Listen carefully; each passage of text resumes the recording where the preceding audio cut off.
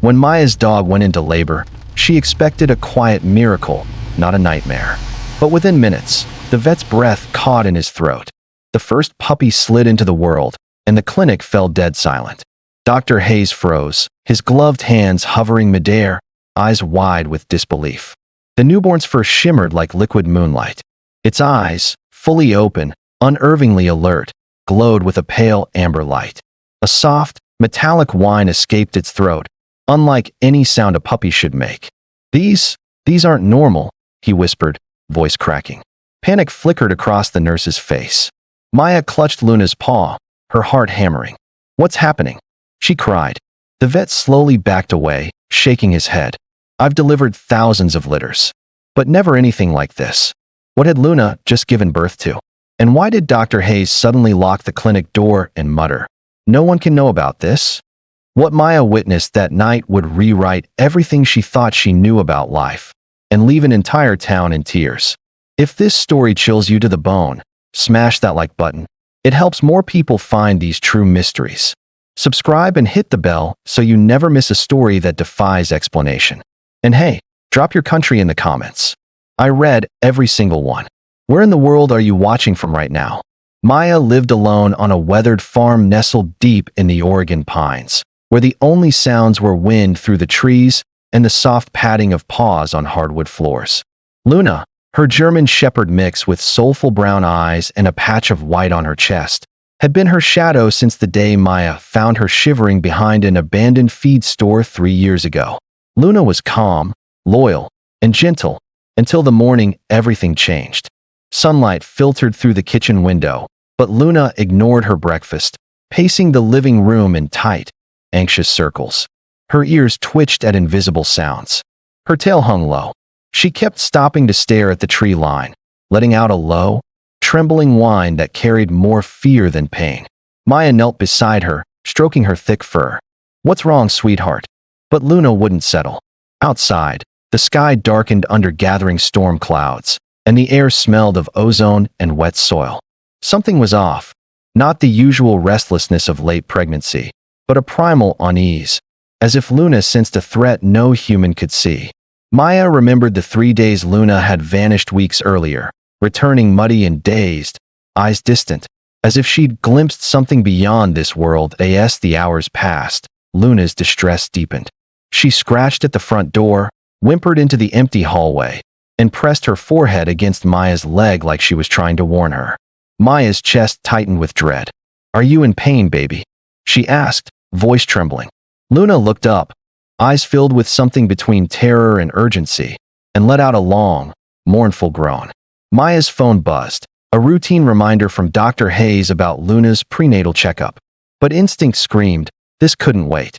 Luna's breathing grew ragged, her body trembling with each shallow inhale.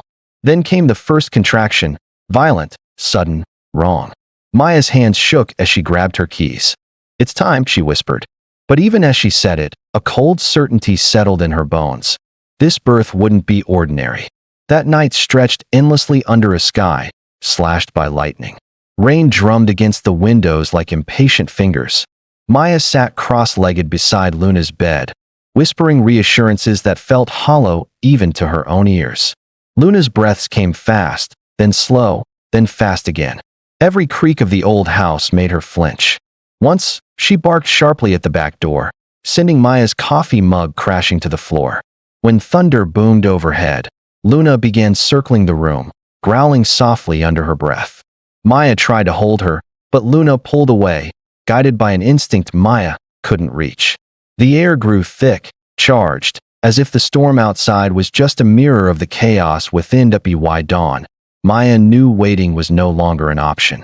Luna's contractions were relentless, her eyes glassy with exhaustion. "Hang on, girl," Maya pleaded, wrapping her in a blanket and lifting her into the car. The drive to the clinic felt like a lifetime, each bump in the road drawing a pained whimper from Luna. Halfway there, Luna let out a guttural cry that froze Maya's blood. "Hold on," she begged, pressing the accelerator. Rain blurred the windshield as the countryside vanished into gray mist. When she finally screeched into the clinic's gravel lot, she burst through the doors screaming for help. Within seconds, Luna was on a stretcher, whisked into the emergency room. Maya stood drenched and trembling, watching through the glass as Dr. Hayes and his team surrounded her dog. The storm had quieted outside, but inside Maya's chest, panic roared. Because deep down, she knew this wasn't just birth. It was something else entirely. The exam room buzzed with sterile light and the hum of machines. Luna lay on the padded table, panting hard, eyes darting between Maya and the door.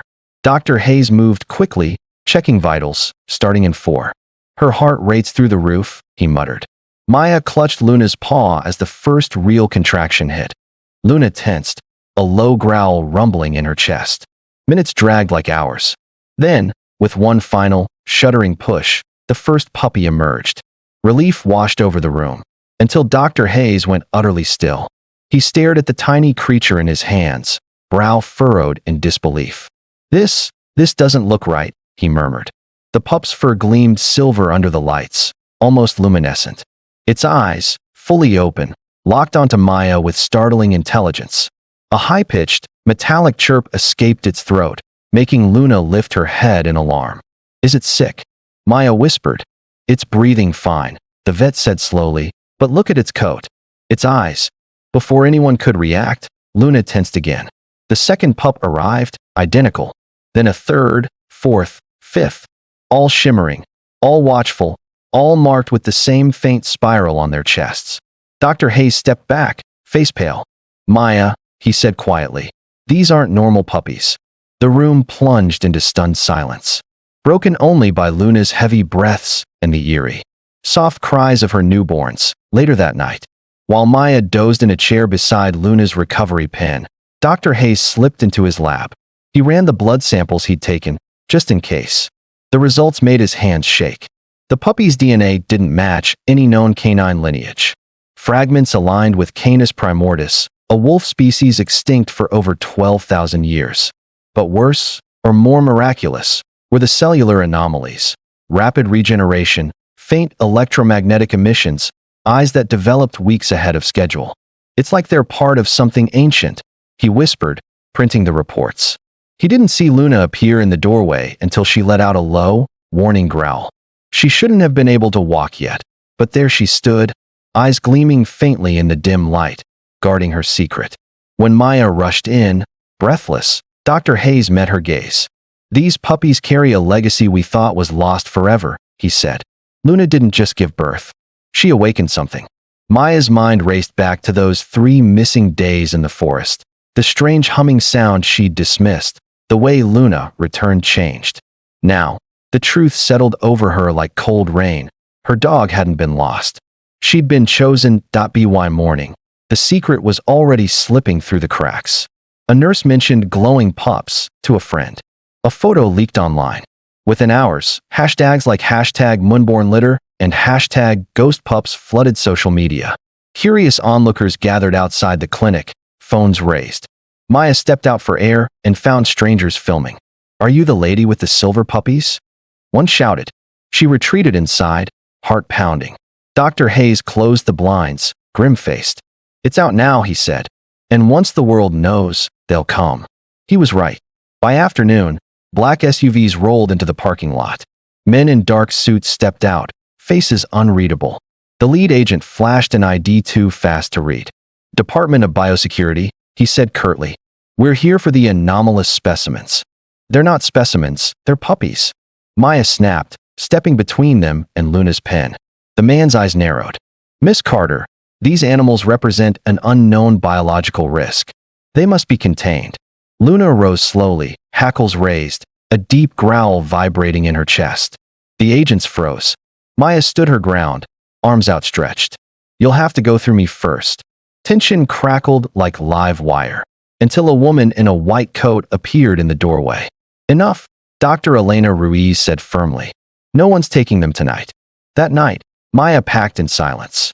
Dr. Hayes handed her a box of supplies, formula, syringes, antiseptic. There's a sanctuary, he said quietly.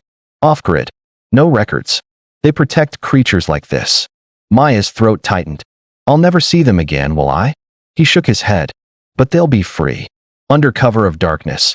She loaded Luna and the pups into her truck. Rain fell softly as they drove through winding back roads, every pair of headlights sparking fear. Finally, they reached her grandfather's old barn, dusty, forgotten, safe. She laid out blankets, lit a lantern, and watched as Luna curled around her glowing litter.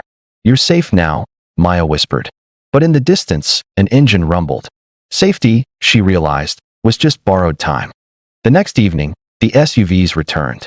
Flashlights cut through the barn's darkness. "Open up, Maya. We have a warrant." Boots pounded on the door. Maya grabbed the crate, hard in her throat. Luna stood beside her, eyes blazing, growl tearing through the night. The door splintered open, and chaos erupted. Agents shouted, flashlights jerked wildly. Luna lunged, fierce and fearless, shielding her pups. Just as one raised a tranquilizer, Dr. Hayes appeared in the doorway, drenched and furious. "Stop," he roared, holding up the DNA report. "These animals are legally protected under the Endangered Lineage Act. Harm them, and you're erasing the last trace of a species that walked this earth before humans built cities." The agents hesitated. Their leader glared, but slowly, weapons lowered. As they drove away, Maya sank to her knees, tears mixing with rain. "You bought us time," she whispered. "Time," Dr. Hayes said grimly, "but not forever." At dawn, golden light spilled through the barn's broken slats. Maya sat in the hay, watching Luna nurse her pups. Their silver fur shimmered like threads of starlight. "They're beautiful," she murmured, touching a tiny paw. "It doesn't matter what the world calls them." Dr. Hayes nodded. "They're a miracle, and miracles don't belong in labs." Birds began to sing outside, the first peace in days. Luna lifted her head, ears pricked toward the open fields, as if sensing a future beyond fences. That night, Maya drove deep into the wilderness. By a quiet river, she set the pups down in the tall grass. One by one, they lifted their heads to the full moon and howled. Not like dogs, like something ancient, wild, and finally home. Maya smiled through her tears. "Go on," she whispered. "The world doesn't deserve you, but it needs to remember you existed." And as the stars watched in silence, the last echoes of that howl faded into the wind, carrying a secret the earth would keep forever.